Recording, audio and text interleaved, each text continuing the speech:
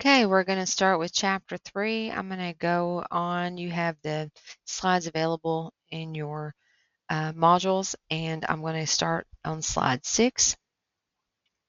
The objectives are the only thing before that. And this starts on page 60 in your textbook. If you want to look at your textbook or highlight anything, they talk about 4 major terms right here: ethical issues and legal issues. So basically, ethical issues are the issues that we can run across if we don't abide by the standards set by the ACA or the NBCC Code of Ethics. So that's when it talks about professional organizations, it's talking about for therapists, it's talking about the ACA Code of Ethics and the NBCC Code of Ethics. That differs from legal issues, which is set by your uh, local, state, or federal level and could not be the same as your code of ethics. And so legal is either legal, a thing is illegal or illegal, whether or not it's ethical or not. So those are very different in those terms. And then you have clinical issues, which is you want to use those the knowledge that you have of the legal issues and of the legal consequences and what's right and wrong legally as well as ethically, and you kind of put all those in together to make the best decision and make a best judgment. Cultural issues can arise when we don't take into account someone's cultural ethnicity, gender, all the things that make up a person, and we need to know that let me move this down a little bit. There we go. Um, we need to know all those different ways that what we do can affect that person. And so when we're talking about group, it could be different in that.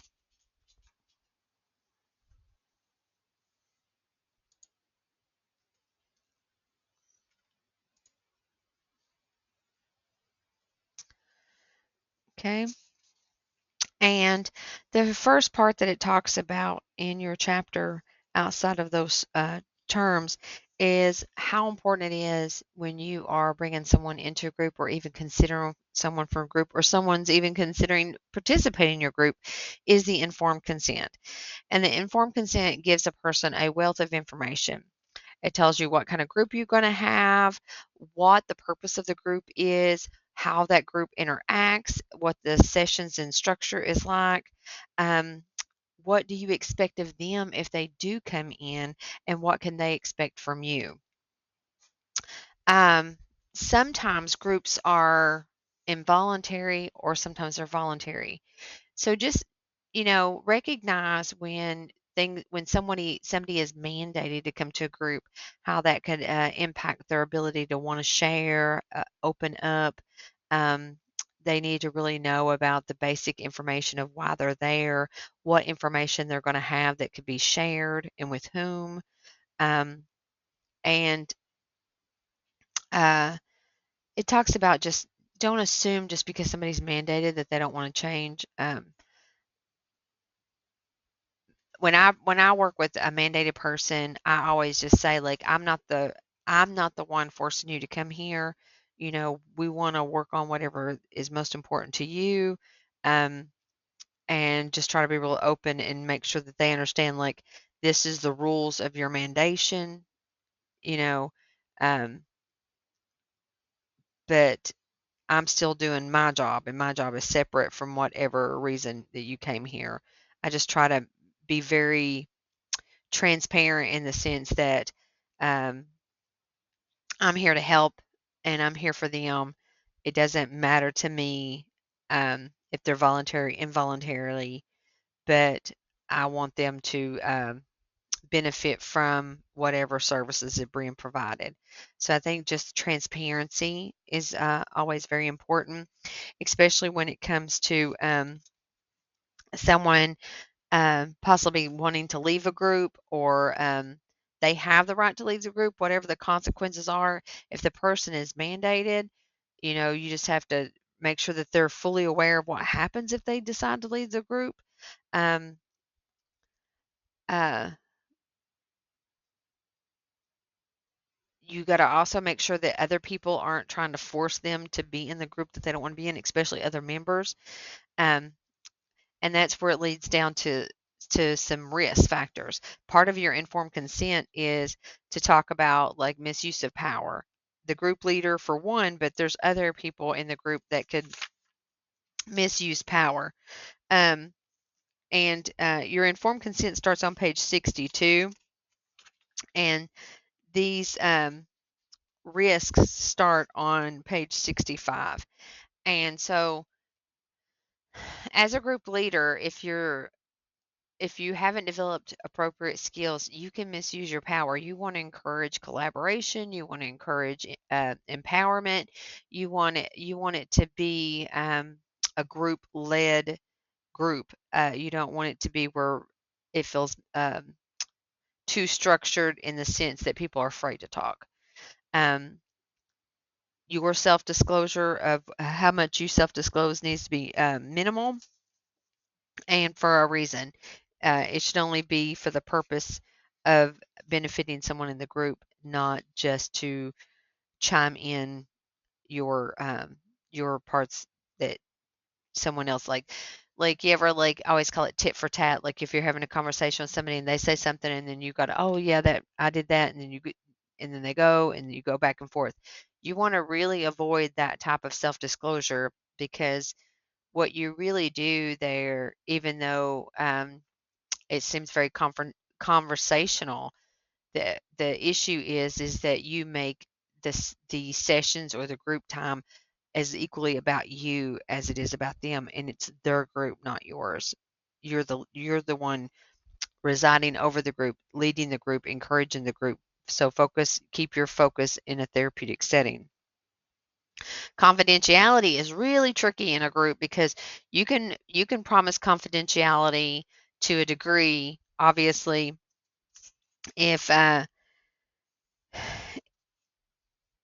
if confidentiality has to be broken, it has to be broken because someone, um, maybe you talk to your supervisor, someone said they were harming a minor or an elderly person, threats of harm, suicide, um, court orders, the reasons we can break confidentiality.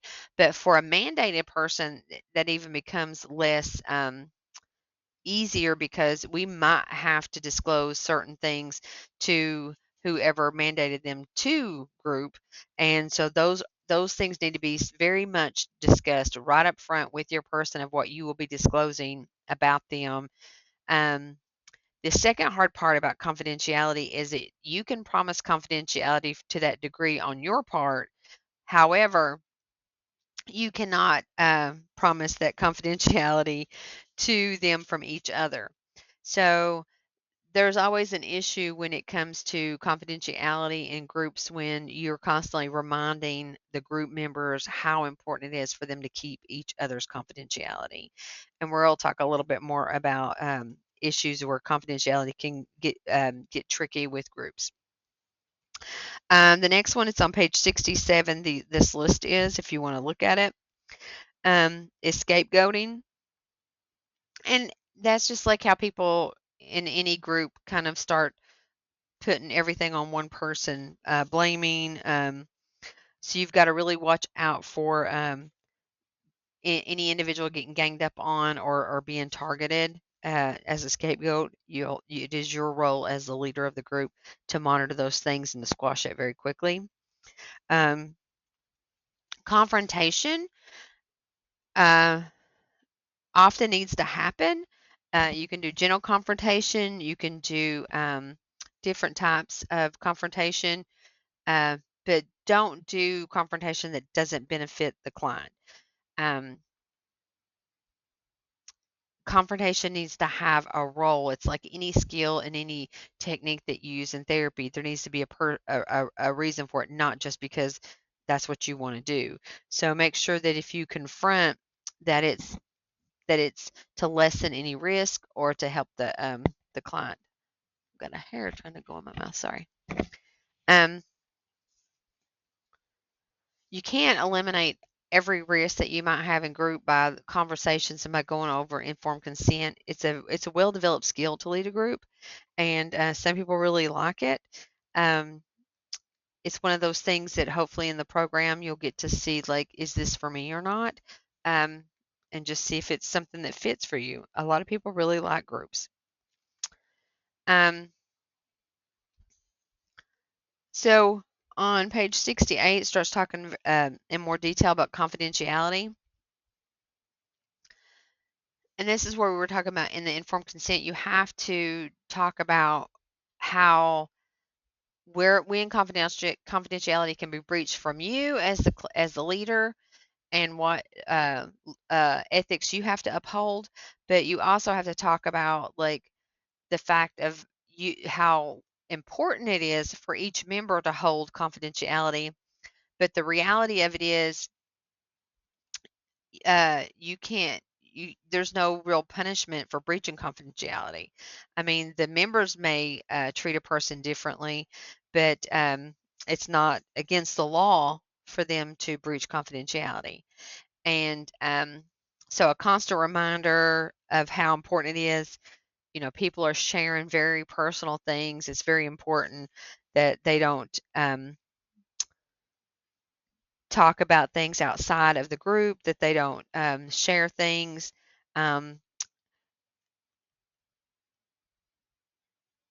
you can talk about your privilege communication, which is, they hold the privilege communication, and we cannot break that confidence in clients unless there's a serious, again, serious harm to themselves, a court order, abuse of elderly or minors are suspected.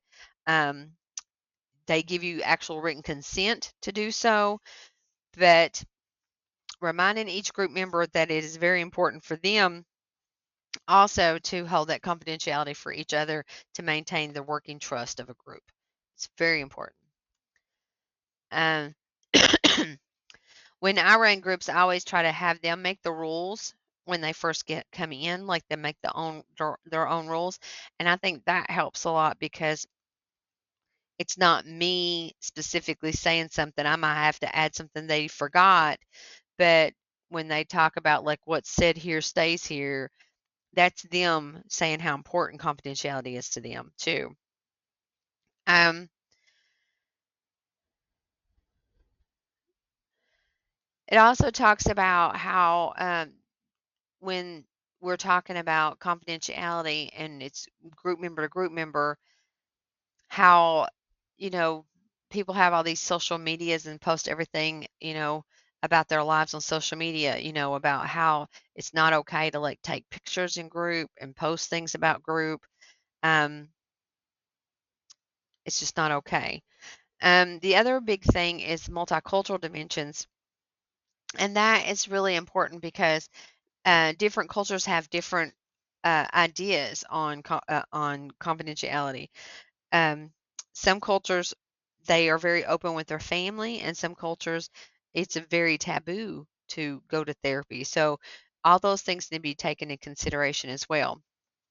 It's very tricky when you work with minors because when you work with minors, um, what you talk to someone can depend on what state, what agency you work for, and what the rules are regarding that minor. So, um, the book talks about that in California they passed a law that a 12-year-old, if deemed mature enough, can have a right to their own confidentiality. Um, that is not the case with most states. Um, one of the best practices are to just go ahead and have the parents know about it, sign the release forms, talk to the parent and the child about the child having confidential information, but the child or minor does need to know that the parents have the right in most states to access whatever records are there. So it's very important just to have that open conversation so that the parents and child or minor can just talk about it. And that may be different if you're in a school setting versus a private practice versus a mandated setting. So you have to know the rules in the local state and your ethical codes that go along with that. Um,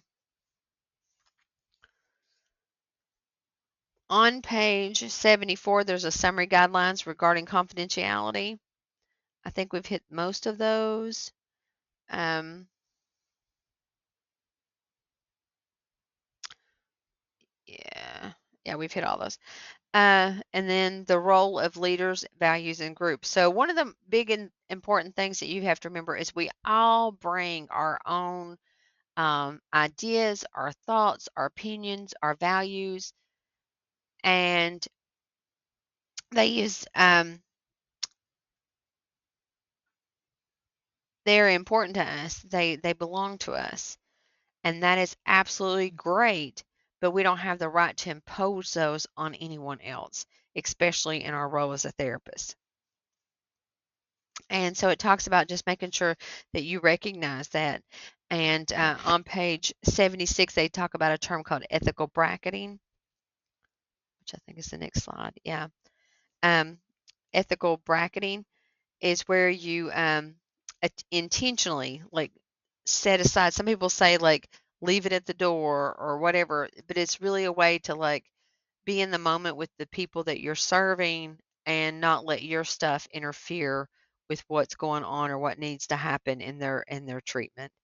Um, never be too afraid or think that you're so great that you don't need to talk to another coworker or a supervisor. It's really important to have people that you can lean on in this field always.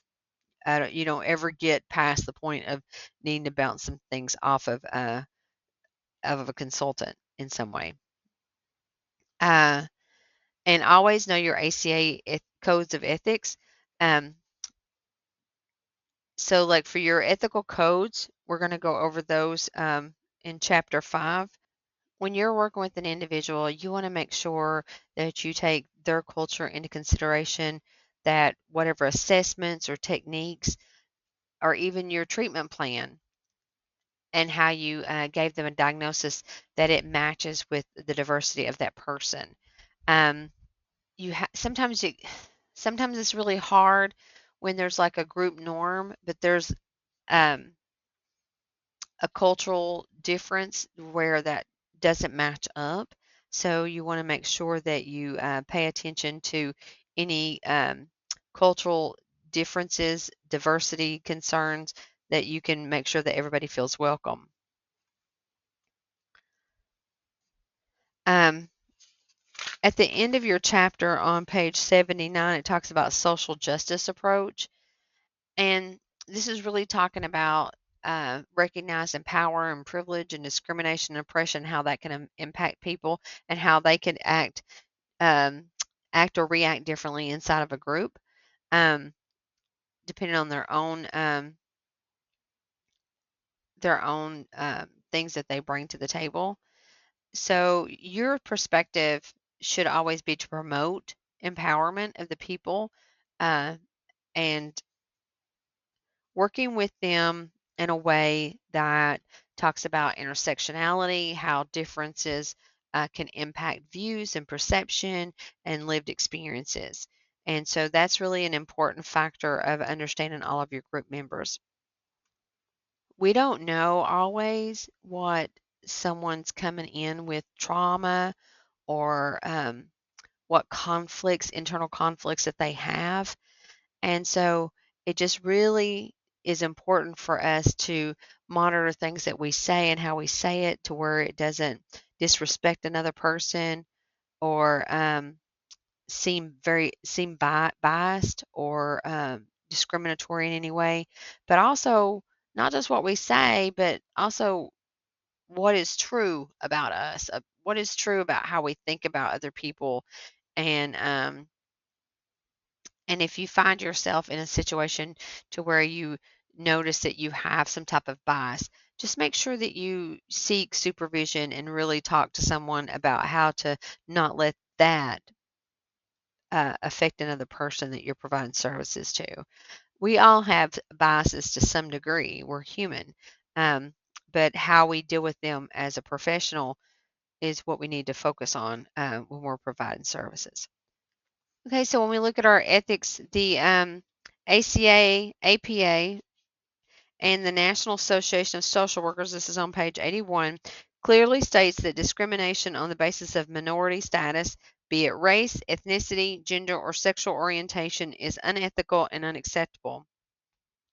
Included under sexual minority statuses are people who are lesbian, gay, bisexual, transgender, or questioning.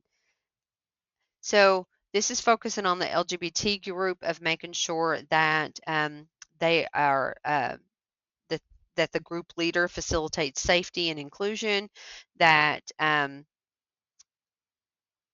that you make an area to where someone feels comfortable talking about their sexual orientation, as well as if someone is being disrespected in any way, that you make a firm stance on making sure that that's known, not that that's not okay. Whoops.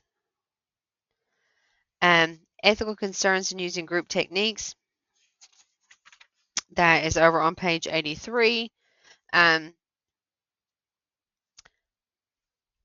You shouldn't use any technique that you're not trained in and understand how to use.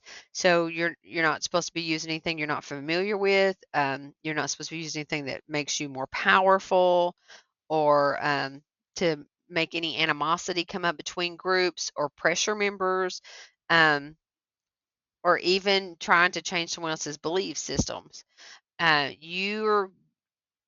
Your rationale for using a technique um, needs to be to help people for the reason that they're there. Um, there's a lot of different trainings for groups that you can do, whether it's in school or sitting in on groups. Sometimes is really a good way to observe how things interact. Being part of a group is a really good way. Um, but you can also take just trainings to be a group leader as well, and controlling a group. The hardest part sometimes seems like the ability to control a group, but at the same time you don't want to have too much control because you want the group to take on itself. So it's kind of like a fine line of letting the group members begin to control the group in a positive way that's good for the group members, and holding each other accountable and supporting each other and being there for each other. That's kind of the goal. Um, but you but they also need to know where um, um, you need to know where your competence lies, what ethical issues are if you run across them, and you also need to know your own limitations as a person and as a leader within the group. Um,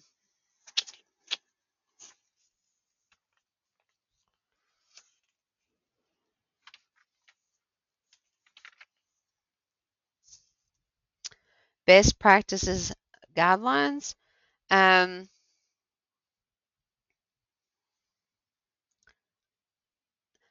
it's like most of our learning, it never really ends. You're always learning. You're getting CEUs. You're getting trained.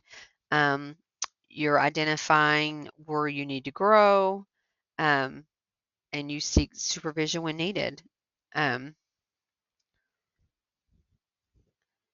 so you'll get your knowledge competencies, which is your school stuff, and then skills is practicing it, and then core is facilitating different types of groups, getting more experience. Uh, the benefits of experiential groups. So basically, these are just groups that allow you as a clinician to practice, but also to know what it feels like to be a group member, so that you can kind of have more understanding of what the people, when you're leading the group, are going to be going through. Uh, Make sure that some things that you can do to have a good group is to screen people. Um, Especially if it's a closed group. There's open groups too, which doesn't quite allow as much screening, but try not to make it seem like such a a complicated process to people. Uh, allow the group to be collaborative. You're just kind of overseeing it, um, and talk to someone if you think there's a problem, and use the best ethical standards when you have to make a decision. And that is all of chapter 3.